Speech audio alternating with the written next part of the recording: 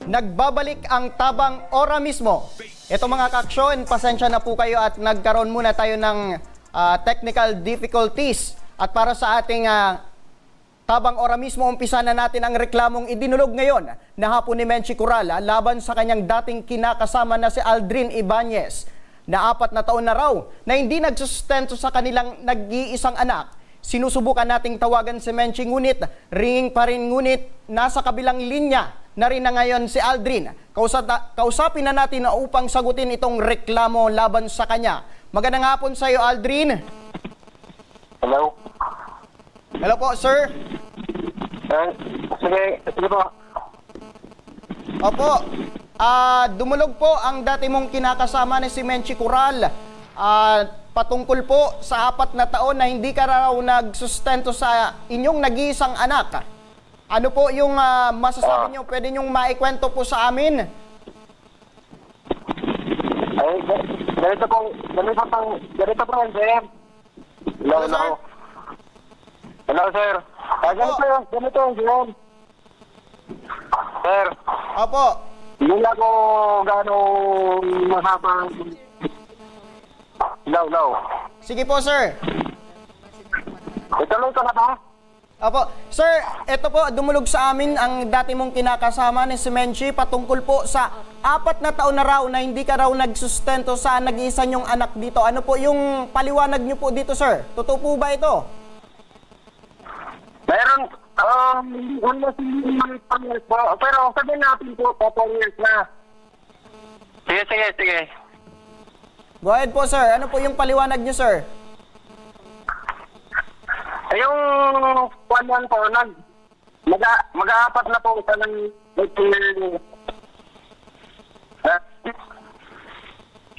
Medyo mahina yung signal, sir. Sir, pumunta ka po doon sa may mga signal na lugar upang maliwanag po yung tawag niyo, sir. Hindi po namin kayo maintindihan. Ganito na lang, sir. Hello. Sige po, sir. Rinig po namin kayo. Ganito po yan, sir. Kung nagreklamo po, okay lang yan, sir, na sanahan yung may pagkakabali ako. Sige. Tatawagan mo na po. So, ibig sabihin, sir, aminado ka po na talagang 4 na taon na hindi ka na raw nagsustento dito sa nag-isa niyong anak. Ano ba yung taong? Anong 25? 8 years? Bakit, sir? Bakit anong nangyari, sir? Bakit naisipan nyo na hindi na magsustento dito sa nag-isa niyong anak? Ganito yan, sir. Noong time na andun pa ako sa kanila, narinig niyo po? Opo, sir. Noong doon pa ako sa kanila, noong time na yun, na sabi ko, kung ano sa kanila, sabi ko, mag-separate na kami. Opo. Kaso lang, sabi niya, ay, kasi may anak man ako na 2.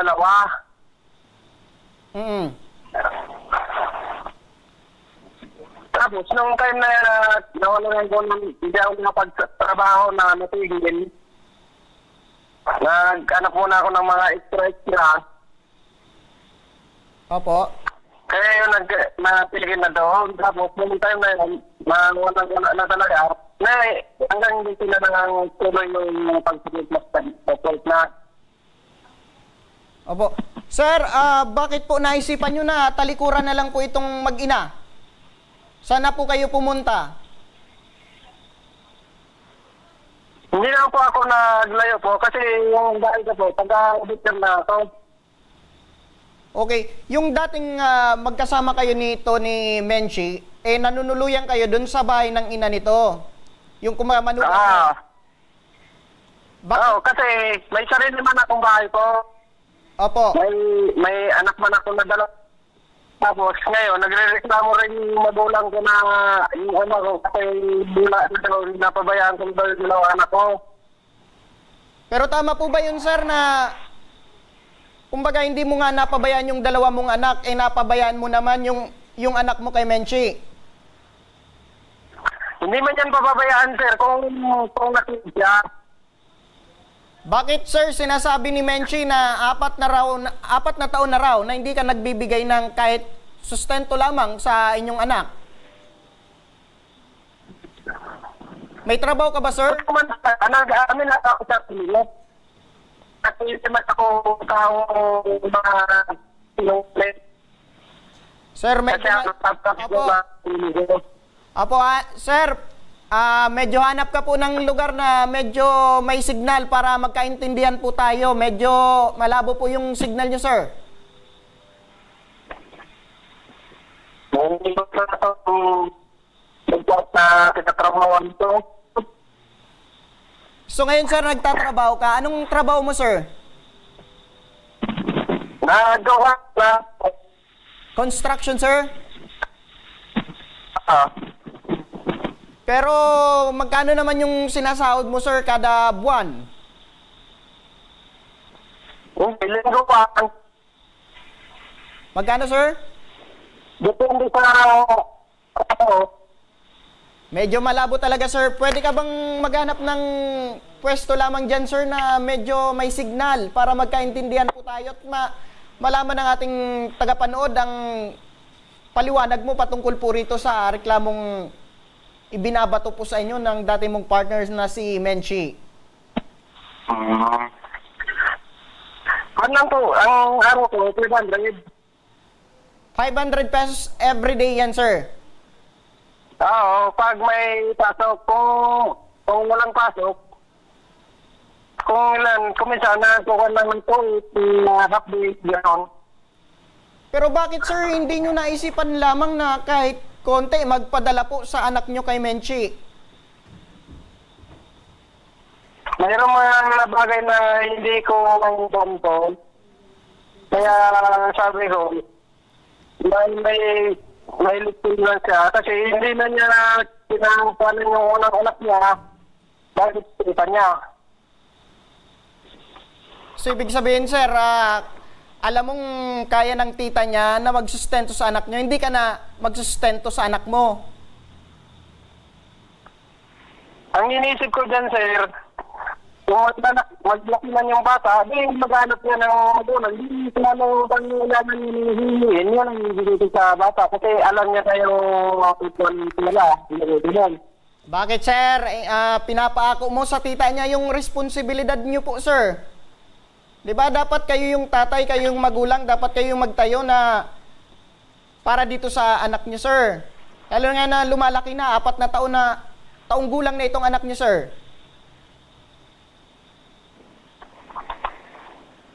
Kung anong yung naman silang mahaba yung liwanag kasi kumbaga sa hindi mayroon yung bagay na pinagdaanan na hindi nilang resulta na talaga. Kumbaga lumipas na talaga yung bagay na hindi lang naintindihan ng ibang tao.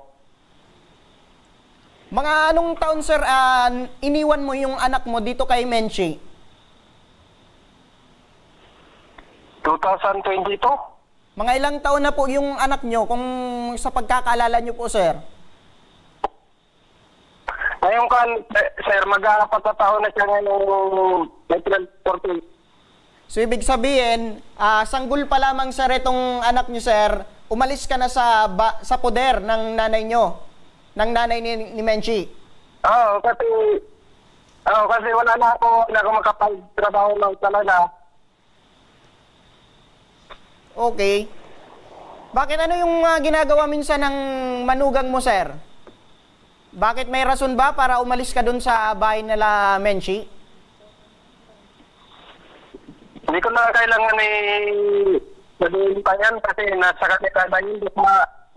Sa akin, sa Diyos ko na natuwan sa akin. Kung anong reklamo ni Menchie ngayon na yung support na kung yun ang isipan na kailangan niya, yan na kasi kung ano maabot ng mga kasi kumbaga tao na ako.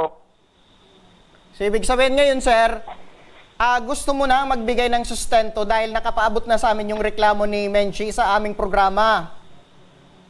Hindi talaga nun, kahit na tinalabot din sa programa ko niya. So, yung ang ibig ko sabihin, kung anong pinaabot mo diyan, kung anong kailangan na ng mga kaya ko, di magagawin mo. Kasi sa ngayon po, hindi yung kakaisip ko na yan, yung pinakasama ko ngayon, sabi ko, kung makaluwag tayo, na kasi mga napinayawan sila, pagpadala na lang. Ito magkano-trabaho. Sabi ko, ito na naman ang dito magpapalabong. Opo, sir, matanong Kasi ko hindi lang. na ito nag-maintain sa bahay na. Opo, matanong ko lang, sir, kailan yung huli mong pagbigay ng sustento dito sa anak mo, sir, kay Menchi?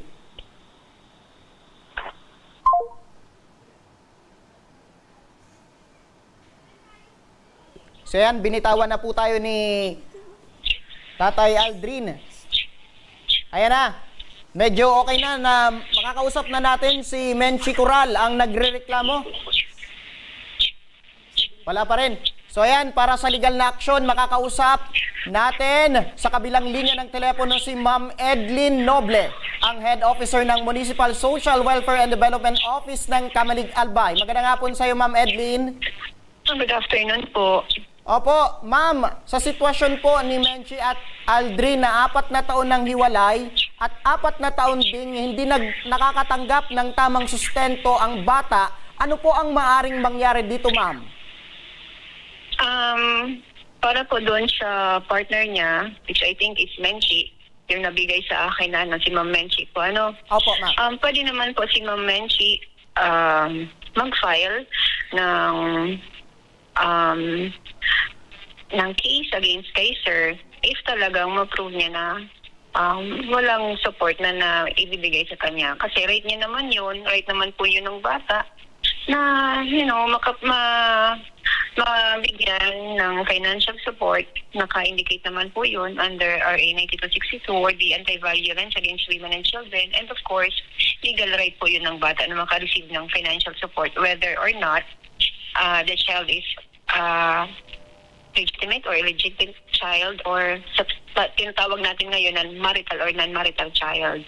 Opo. So talagang may responsibility si father, hindi lang si father, syempre si mother din, na magbigay ng support doon sa kanilang anak.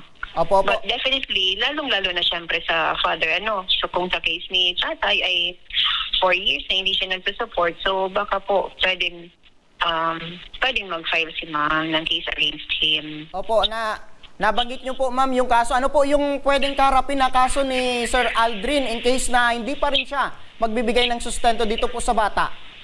Pwede po mag-seek ng advice si Ma'am Menchi para po sa pag-file ng case. But as of now, nakalagay naman po siya under RA 9262 or the Anti-Violence Against Women and Their Children.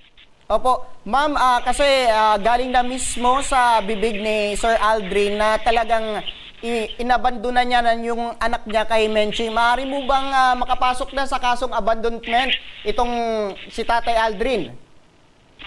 Pwede po, basta ma-prove po. Siyempre, siguro hindi ako ang proper authority to answer that. Pero ang advice ko po kay Ma'am Menchi is magpunta sa ating police station, municipal police station, para po matulungan siya ng ating Women and Children Protection Desk Officer regarding doon sa pag-file po ng case. Opo. Diyan po, ma'am, sa Camalig Albay, maliban po dito sa kaso ni Ma'am Menchi, meron pa po tayong ibang nahawakan na ganitong kaso na hindi pagsustento ng mga ama sa kanilang mga anak? Meron tayong iba't ibang kaso ng violence against women and children. Hindi lang regarding sa financial support, meron ding iba. Opo, para sa kalaman rin, ma'am, ng ating tagapanood at tagapakinig, mabigat po ba itong kaso na pwedeng kaharapin ni Sir Aldrin in case na mapatunayan po ni Ma'am Menchi? Of course, kasi yun ang nakalagay under the law, RA 9262. But unless proven, syempre, of course. Kaya nga dapat, meron tayong mga,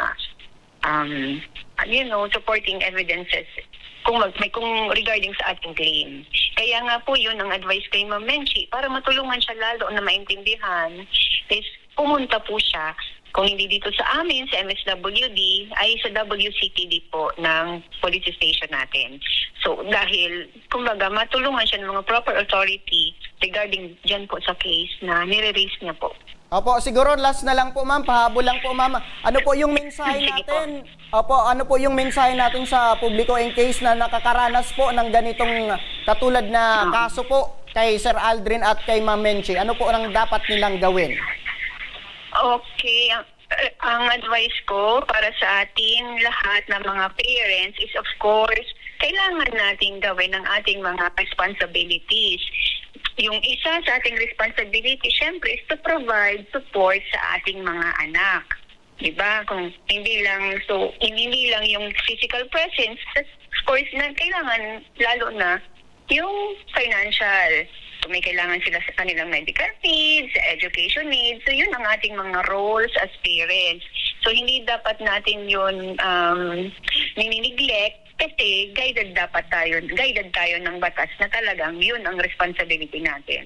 And para naman sa mga kababaihan na nasa same situation, huwag mag-alangan na pumunta po sa inyong mga MSWDO, sa inyo pong mga WCPDs, and of course, huwag kalimutan din po ang barangay. Kasi meron po tayong mga in place na mga barangay VAU desk officers, Violence Against Women and Children desk officers na pwede pong tumulong po sa inyo.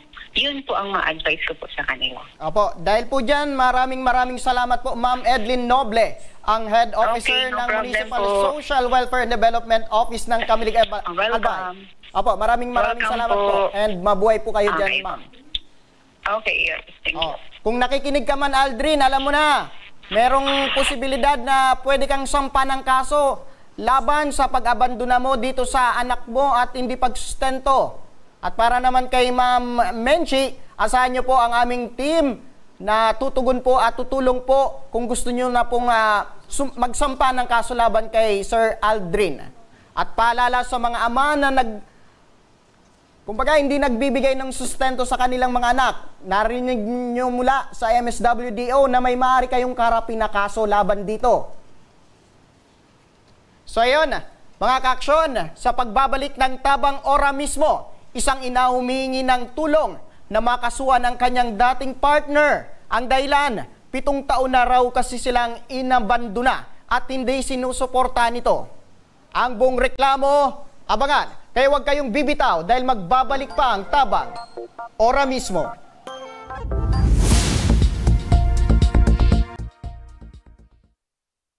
Marahin aldaw sa Indo, Gabos. Ang aldaw na ini ay para sa Indo, para sa tuyang mga kababayang Bicolano na nangangaipuhan kan kalinga, asin manlain-lain na medikal na serbisyo. Ini po ang sa tuyang dalan para makapaghatod kan serbisyo, maski gurano ini karayo o karani, ang saindong kinamumugtakan. Ang Tarabangan Caravan ay sarupong inisyatibo kanako Bicol Party List na igwang layunin na darahon ang serbisyo medikal asin dental direkta sa saindong mga komunidad. Aram po niya to na daigabos may kakayahan o pagkakataon na makaduman sa ospital o klinika. Kaya't kami na po ang nagrarani sa Indo. Kaibahan ang matitibay na doktor, dentista, medical personnel, asin mga volunteer kan ako Bicol Party List. Libre po, Gabos, ang serbisyo medikal, dental, laboratory, asin mga bulong. Wala po kamo na dapat ihadit sa gastusin taini ay para sa indong kalusugan. Kaiba taman po ang satuyang programa ang libreng gupit, asin masahe para sa satuyang mga kababayan. Maliban digdi, may local recruitment activity man kita ngunyan. Ini po sarong biyaya para sa satuyang mga kababayan na nag-aanap kitrabaho. Sana po ay makatabang ini sa Indo. Tangani, makaanap ki mga bagong oportunidad para sa indong pamilya. Mga kababayan, buya ko pong ipaabot sa Indo na ako Bicol Party List permi yaon para sa Indo. Sadto ngunyan asin sa maabot. Kami po ay padagos paglilingkod sa bawat Bicolano.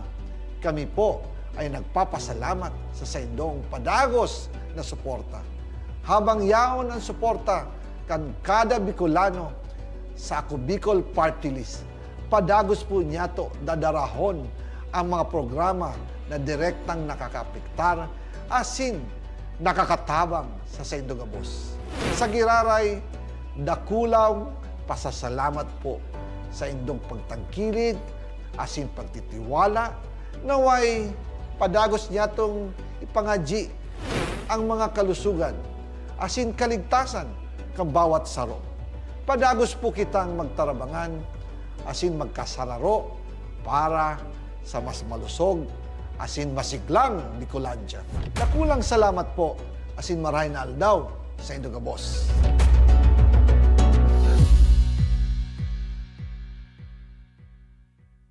Jericho Rosales po, Bicolano.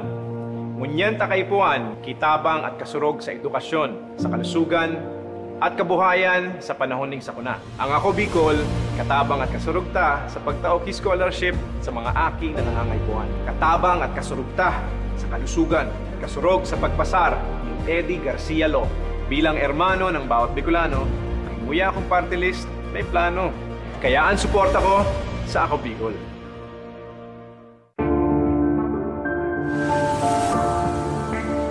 Sabi nila, wala ka daw ginawa nung nakaupo ka sa Senado. Ano pinanindigan mo? Pinanindigan ni Senator Lito kaming mahihirap. Binigyan niya kami ng libreng tulong legal para umunlad. Gagawin ko ang lahat para magbayad sila. Kot! Ang sabi nila, artista ka lang. Ano bang magagawa ng isang action star? Marami nang nagawa si Senator Lito. At ang isa dito ay yung pag-aksyon niya para sa kapakanan naming mga manggagawa. Ang sabi nila, hindi ka daw nakapagtapos sa pag-aaral. Paano mo kami matutulungan? Hindi nga siya nakapagtapos, pero ginawa niya ang lahat para kami ay makagraduate na!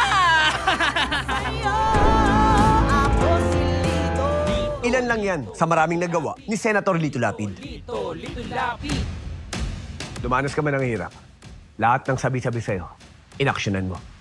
Kung ako'y nakaahon, kaya nyo rin. Kaya natin lahat lumaban at umunlad. Tatak Lingkod Lapid, Supremo ng Senado. Lito Lapid, number 35 sa balota. Lito! Lito! Lito Lapid! Lito! Lito! Lito Lapid! Lito! Lito! Lito Lapid! Daan-daan na po ang mga nakapagtapos at may mga kanya-kanya ng propesyon. Sa kanilang pagpupunyagi, walang masidlan ang kanilang mga ngiti. Dinat sa Gabos, nagpapasalamat po ako sa AKB. Gusto ko lang po magpasalamat sa Ako Bicol sa opportunity na tigtatao po arag po sa kuya na estudyante. Dahil naandyan lang, katuwang lagi, Ako Bicol, katabang na, kasurog pa. Hindi rin nagpahuli sa pagtugon sa mga pangailangan ng ating mga healthcare workers at mga frontliners. Sa simula pa lang nitong pandemya, hanggang sa ngayon, walang humpayang pagtulong. Ay, nagpapasalamat po ako sa pagtaunin tabang hali sa Ako Bicol Party List. Papasalamat kong dakula sa duwang kongresman tayo nakakatabang sa muya sa gabi. Maaasahan, Ako Bicol, katabang na, kasurog pa.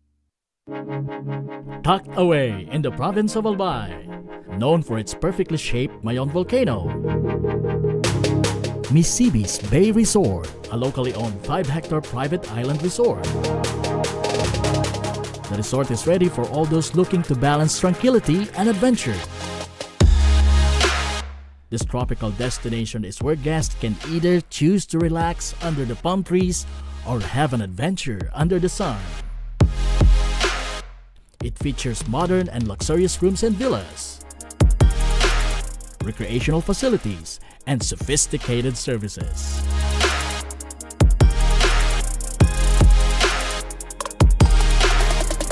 Come and experience Misibis Bay Resort, your tropical island getaway.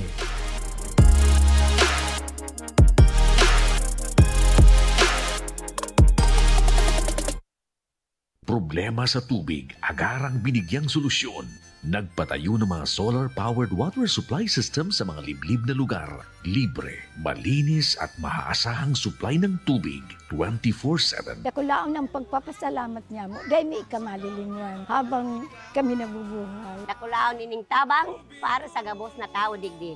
Salamat po. Para sa ating mga kababayang nasa laylayan, Ako Bicol, katabang na, kasurug pa. Libo-libo na ang mga nabigyan ng tulong medikal. Bata, matanda, kahit sino man, lahat ng mga may karamdaman, may maaasahan. Nagpapasalamat sa Ako Bicol Party List. Hindi po namin makakalimutan ang tulong na dinala ninyo dito sa aming bayan. Maraming salamat po. Dahil iisa lang ang tunay na nagmamalasakit. Ako Bicol, katabang na, kasurug pa.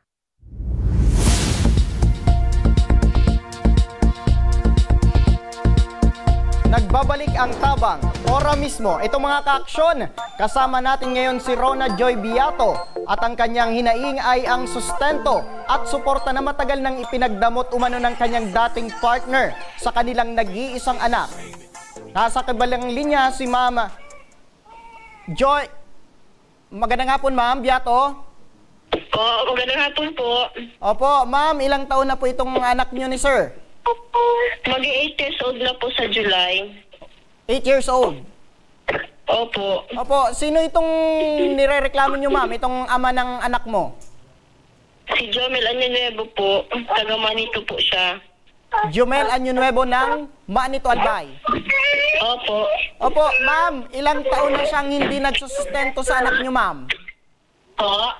Ilang taon na raw na hindi nagsusustento itong si Jomel sa anak nyo? Mag-8 years na po.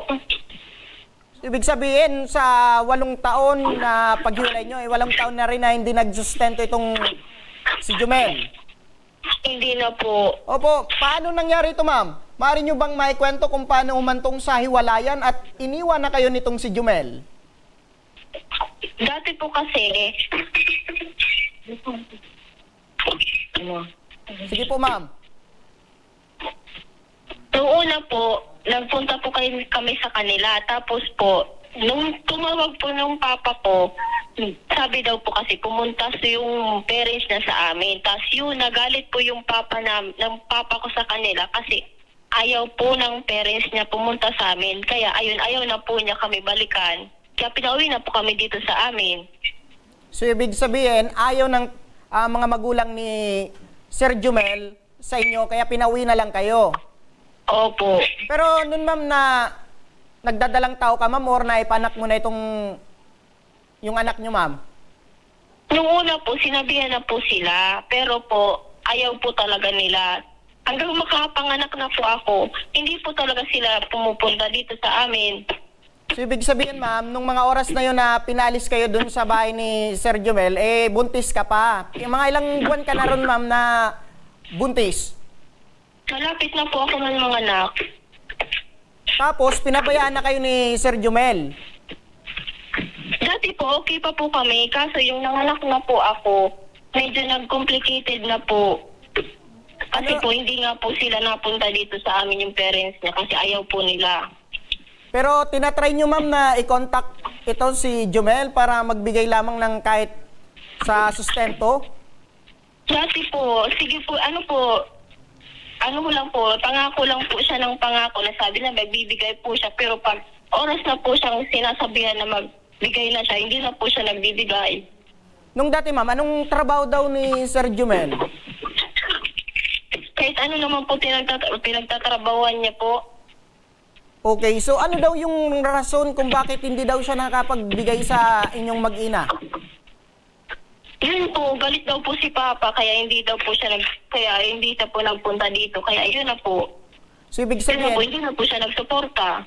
Ang rason niya lang, ma'am, galit yung papa mo, kaya hindi na siya pumupunta dyan sa inyo. Opo, yun po ang rason niya. Di ba pwedeng magpadala na lang through GCash or Smart para lamang makatulong sa anak niyo, ma'am? Ayaw po niya Hindi po siya nagbibigay. Hindi talaga siya nagbibigay? Hindi po. nung nanganak ka na, ma'am, sino yung nagagastos sa, siyempre, yung gatas ng anak niyo, ma'am? Yung diaper.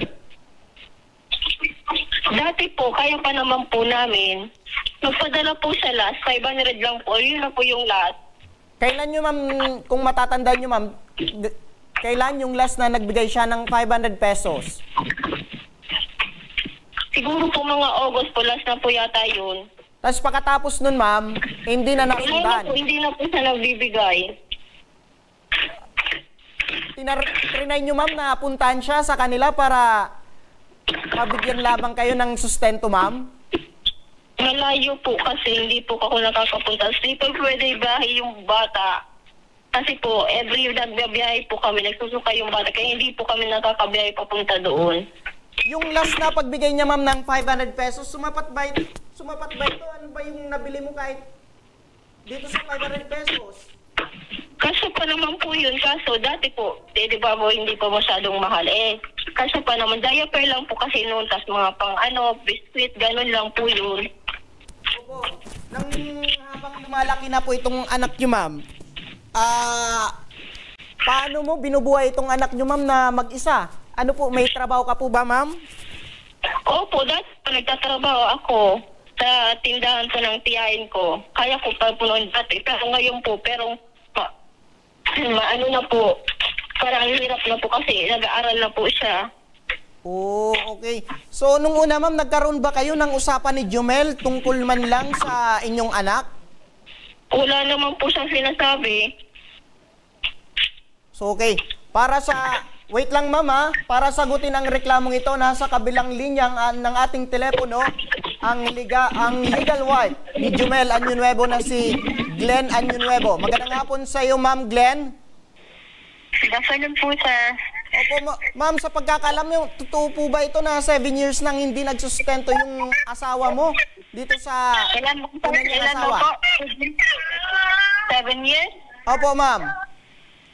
Hindi hindi naman daw totoo daw po yan, sir. Pero alam mo, ma'am, na may, kumbaga, naging unang partner na itong asawa mo, ma'am. Alam ko po, sir, kasi sa umpisa pa lang, alam ko po na may anak po siya sa ida. Opo. Sa una. Pero sa pagkakakwento ni Sir Jomel, bakit daw, ma'am, hindi na siya nagsustento dito sa anak niya kay Joy? Wala po ang signal. Opo, sa pagkakalam niyo lang po, bakit daw po, ma'am, na hindi na raw nagsustento yung asawa mong si Jomel dito sa anak niya? Nawawala kasi yung signal. Ano daw po? Opo. Mama, ulitin ko lang, ha? Ano po? Opo, sa pagkakalam niyo lang, mama, bakit daw hindi na nagsustento itong asawa mong si Jomel dito sa una niyang asawa sa anak niya? Putol-putol? Ano daw po? Ma'am, pwede po ba kayong pumunta sa medyo may signal na lugar para magkaintindihan po tayo? Balikan natin si Rona. Ma'am Rona? Ma'am Rona? Opo, alam niyo ba na kinasal na pala itong si Jomel dito kay Ma'am Glenn? Opo. Kailan niyo nalaman, ma'am, na nagpakasal na pala ito si Jomel kay Glenn? Yung malapit na po sila kasal. Mga anong taon po, ma'am? Nakita ko lang po sa FB. Okay. So, friends pa rin kayo sa Facebook nitong si Jomel? Hindi po. Sino yung nagpaabot sa'yo, ma'am, na ikakasal na pala itong dati mong kinakasama? Wala, ilisto ko lang po yung kasal nila ay yung nakita ko lang po sa post nung tita niya yata. Okay, so... Ay, pinasal na sila. Opo, nung nalaman mo, ma'am, na ikakasal na pala ito si Jomel, ano yung una mong naramdaman? Especially na hindi na nagpaparamdam, especially dito sa anak nyo. Wala naman po. So wala kang kwen, ma'am. Kumbaga, kahit sa anak nyo na lang na magpadala. Oo, hallelujah. Ayan. Ma'am Glenn. Wait lang po, ma'am, ha. Balikan po namin si Ma'am Glenn. Ma'am Glenn, okay na po yung signal nyo? Yes, sir. Okay na po. Opo. Yung pagkakakwento nyo, ma'am, ano daw yung sabi ni Sir Jumel kung bakit hindi raw siya nagbibigay dito sa una niyang asawa? Hindi, kasi ang unang kwento ni Jumel, sir, kasi sumama siya sa ibang lalaki po. Inaayos ni Jumel yung relasyon nila, buntis siya sa iba. So, sumama siya sa lalaki doon sa Lucena. Okay, so ibig sabihin, yung pagkakakwento ni Jumel, hindi niya anak yung dinadala ni Rona. Sa pagkakakwento mo, ma'am, sinasabi ni Jumel na hindi niya tunay na anak itong dinadala ni Rona. Hindi. Ano, sir, may anak na sila. Magwa 1 year ata yan si 1 year mahigit yung main, si Jermaine. Okay. Tapos nagkakalbuan na sila. Tapos yan si Joy, nagpabuntis po siya sa ibang lalaki. Sumama siya doon sa Lucena ata. Okay, so ibig sabihin... Inray po, inaayos ni Jumel ang relasyon nila. Kasi nabasa ko baga sa mga chat ni Jumel na asawa ko baga, sir, sa mga kapatid niya na hinahanap si Joy. Opo. Kasi gusto kausapin ng asawa ko. Okay, so ibig sabihin, ma'am, nung magwa 1 year old na itong anak ni Rona, kay Jumel... 1 year mahigit ata, sir. Basta 1 year mahigit kasi. Tapos nakahanap itong si Rona ng ibang partner. Opo, nabuntis po siya sa iba. Tapos, sinusubukan sana ni Jumel daw na ayusin yung kanilang relasyon. Oo, kasi alam ko, nasa Batangas noon ang asawa ko. Nagtatrabaho. So, okay. Tapos, paano na umabot sa punto na umayaw na itong si Jumel kay Rona? Siyempre, sir, kasi tawag nito, nabuntis na sa iba, sumama sa ibang lalaki. Okay. Okay. Hindi naman pinachat ni Jumel ang mga kapatid kung hindi naman nire-replyan si Jumel kung asa na ate nila. Pero tuloy-tuloy pa rin yung sustento, yung pagkakwento ni Jumel. Nagsustento naman daw siya dito sa anak kay Rona. Si Jumel, sir, nagkasakit kaya yan siya. May heart disease ang asawa ko po. Tapos ano raw ma'am yung balak niya dun sa anak niya kay Rona? Ano daw yung balak ni Jumel dun sa anak niya kay Rona?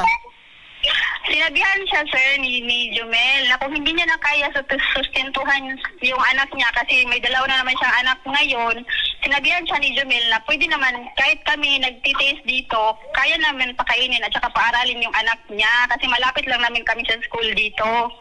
Mga anong taon yun, ma'am, na sinabi? Kasi sinabi ni Ma'am Rona, halos 8 taon na raw na hindi nagbibigay itong si Jumel. Hindi naman totoo yun, sir. Andito makabistigo po so tiya. Andito yung tiya niya, sir. Sabihan mo, pumunta yan dati dito. Pumunta yan dito. Tapos, anong yung binigay, ma'am? Nagbibigay. Nangungutang si Jumel para makabigay lang dyan sa anak niya. Ano yun, ma'am? Araw-araw ba yun o buwan-buwan na pumupunta dyan si Rona? Hindi. Yearly lang sa, pag may okasyon, December, birthday niyan, nagpadala din si Jumel noon kasi may trabaho si Jumel. So, ibig sabihin... Extra lang kaya ang asawa ko, sir, kasi may sakit yun sa puso. So, ibig sabihin, kinukumpirma mo na minsan lang kung magbigay ng sustento itong si Jumel kay Rona. No, minsan lang kasi nagkakaano din. Kasi siyempre may pamilya na baga si Jumel, sir, ang dua din ang anak. Ano yung... Akin ay anak nabubulol ako sa Tagalog. Sa ngayon, ma'am, ano na po yung trabaho ni Sir Jumel? Sir, nag-extra siya, electrician. Electrician, magkano naman yung kinikita niya, ma'am, kada buwan? 600 ang per day niya, sir, pero hindi siya, ngayon, 2 araw lang siya makakapasok. Uwi na naman yun mamaya. Ma'am, dahil po dyan, ano po yung pwede niyong maipangako na kumbaga yung bata lumalaki rin dun kay Rona? Ano yung tulong kahit tulong lamang na maibigay niyo kay Rona? Ano po yun? Ma'am, ngayon na lumalaki na itong bata kay Rona, ano po yung pwede niyong maitulong ni Jumel para dun sa sustento lamang para sa bata? Nilagyan na siya ng asawa ko, sir, na pag may extra talaga kaming pera, papadalahan siya. So, ibig sabihin, willing naman itong si Jomel na magpadala in case na meron siya. Kasi ako mismo na asawa, sir, hindi ko man tinututulan ang asawa ko. Pag meron lang talaga kami. Opo, tama po kayo kasi hindi biro na, kumbaga nag-aaral na po yung bata. Medyo mahal na po yung bilhin. Kaya lang, sir, namimilit kasi siya. Na gusto siyang i-priority ni Jomel. Na may asawa man si Jomel. Opo. May maintenance kasi yung asawa ko sa gamot. Kasi ma'am, mapaalala ko lang po si Sir Junel meron din na responsibilidad po bilang tatay na magsustento dun sa anak niya, kay Rona. Yes, sir. Alam ng asawa ko yan, sir. Ako din mismo alam ko yan na may responsibilidad sa ibang anak si Jomel. Kailan daw yung huling pagbigay niya, ma'am? Kailan yung huling pagbigay ni Jomel ng sustento dun kay Rona? Ata, 2023 ata yun, sir, or 24. Nagpadala din ata yan ang asawa ko. Okay. Ma'am, wait lang, ma'am. Balikan ko po si Ma'am Rona. Ma'am Rona. Opo, totoo po ba na nagsustento itong si Jomel 2023 daw, tapos 2024? FYI po, hindi po siya nagpapadala ni piso po. Alam po yan ng mama ko, ni piso po. Wala po silang binibigay. Okay, so ibig sabihin, hindi talaga ito nagbibigay si Jomel, kahit 5 duleng. Hindi po, wala po talaga silang binibigay. Okay. So yan, para sa legal na aksyon, makakausap natin sa kabilang linya na rin ng ating telepono si Police Master Sergeant Raquel Nacor, ang Women and Children Protection Desk Police Non-Commissioned Officer ng Legazpi City Police Station. Magandang hapon sa iyo, Police Major, Police Staff Sergeant. Hello? Apo, hello, sir? Apo, sa usapang legal po. Apo, sa usapang... Police Master Sergeant lang po, sir. Apo, ma'am. Pasensya na po kayo. Medyo tumas na po yung ranggo. Police Staff Sergeant. Apo. Sa usapang legal po, ma'am, dahil hindi na rin po biro ang 7 taon na pag-abandona at hindi pagsuporta sa bata, ano po ang maaring gawing hakbang para makapagsampa po ng formal na kaso laban po dito kay Jomel? Sa ganyang kaso po kasi, sir, karamihan pong nagpupunta dito sa amin regarding dyan sa non-support sa mga bata. Ngayon, ang mas maganda po sana niyan, yung complainant po, pwede po magtungo dito sa opisina namin para mailatag niya yung reklamo niya. And then, ma-assess din po namin yung reklamo niya. Opo. Kung sa regarding sinasabi niya nga po na hindi nagsusustento yung lalaki sa anak nila, hindi po yun tama. Kasi kung isipin po is may obligasyon siya talaga sa bata para magsuporta. Opo. Ano po?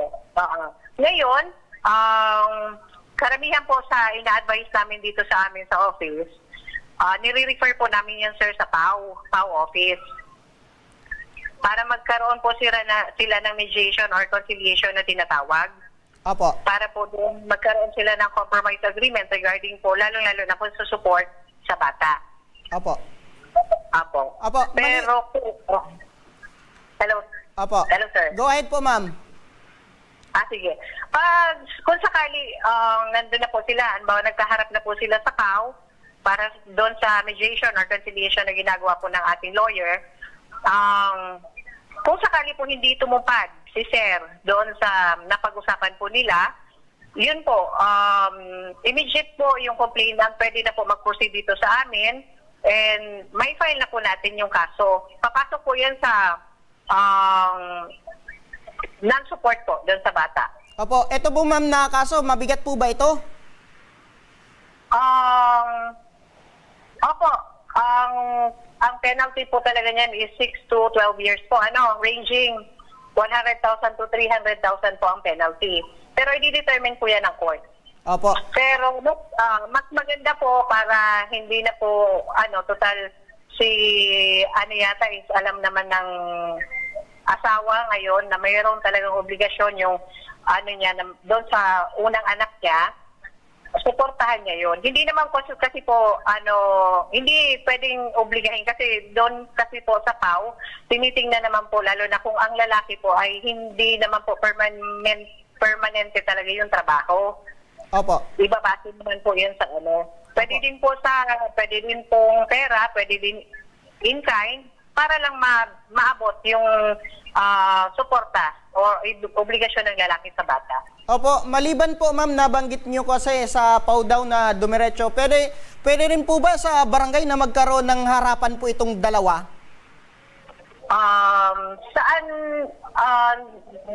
Para po kasi sa amin, wala po kasi, hindi po nagkakaroon ng mediation sa barangay, Opo. Sa ganyan. Pero kung papayag po yung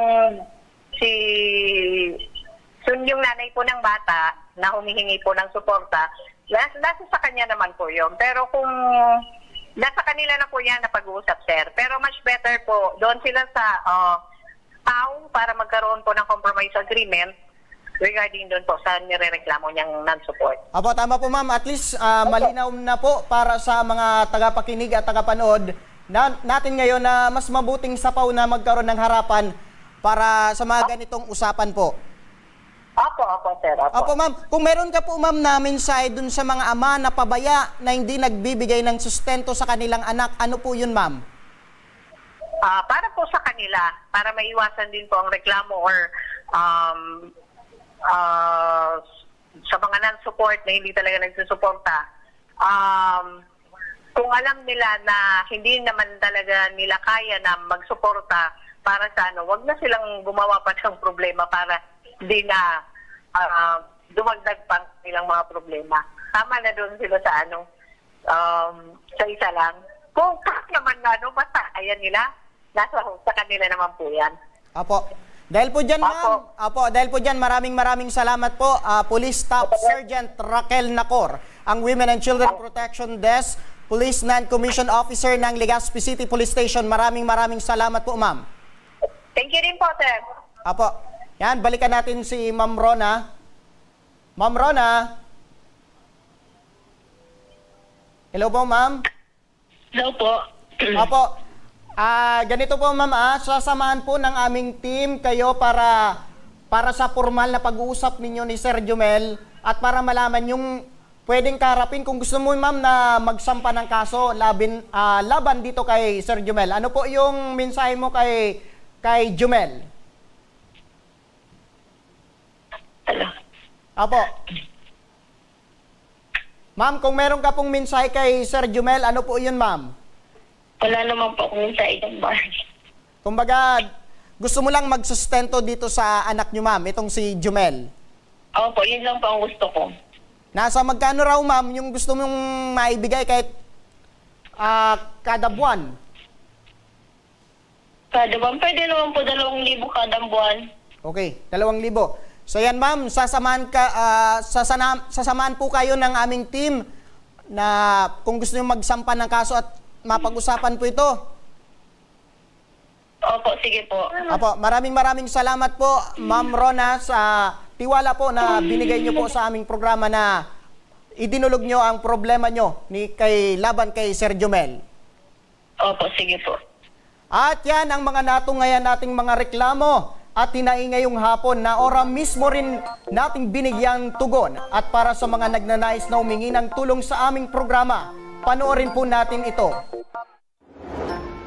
Sa may mga problemang legal at medikal na nais humingi ng tulong sa ating programa, maaari po kayong magsadya sa aming tanggapan sa ground floor Embarcadero de Legazpi, Victory Village, Legazpi City.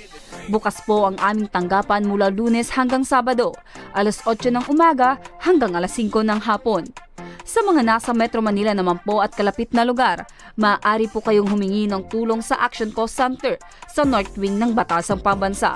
Magpunta lamang po kayo tuwing araw ng Lunes alas 8 ng umaga hanggang alauna ng hapon. Para naman sa mga taga Caloocan City, bukas na rin ang ating Action Cost Center sa Barangay 175, Multipurpose Hall, Caloocan City tuwing Miyerkules, mula alas 10 ng umaga hanggang alas 12 ng tanghali mga kaaksyon. Maaari na rin po kayong magtungo sa Tabang Ora mismo Satellite Office sa Camarines Norte sa Provincial Capitol Building, Barangay 3, Daet, Camarines Norte. At para naman sa mga taga Camarines Sur, maaari na rin kayong dumulog sa Zone 2, Tagungtong, Goa, Camarines Sur. Bukas po ang aming tanggapan mula Lunes hanggang Biyernes, alas 8 ng umaga hanggang alas 4 ng hapon. Maaari din kayo magpadala ng mensahe sa aming official Facebook page na Tabang Ora mismo. Kahit anong reklamo ay amin pong tinatanggap. Huwag niyo rin pong kalimutang i-follow ang aming mga official social media account sa aming Facebook account, YouTube at TikTok account, Tabang Ora mismo. At mga kaaksyon, hanggang bukas, sama-sama pa rin nating aksyonan ang mga problemang medikal at legal. Ito ang programang May Paninindigan, tutugon sa inyong pangangailangan. Ako, si Nomer Corporal, at ito ang Tabang Ora mismo. Aksyon ko sa mga nangangailangan, aksyon ko lahat ay dadamayan. Noon at ngayon tayo'y sinamahan, aksyon ko patuloy na magsisilbi. Aksyon ko sa mga nangangailangan, aksyon ko lahat ay dadamayan. Noon at ngayon tayo'y sinamahan, aksyon ko patuloy na magsisilbi. Isang masipag na pilantropo sa hirap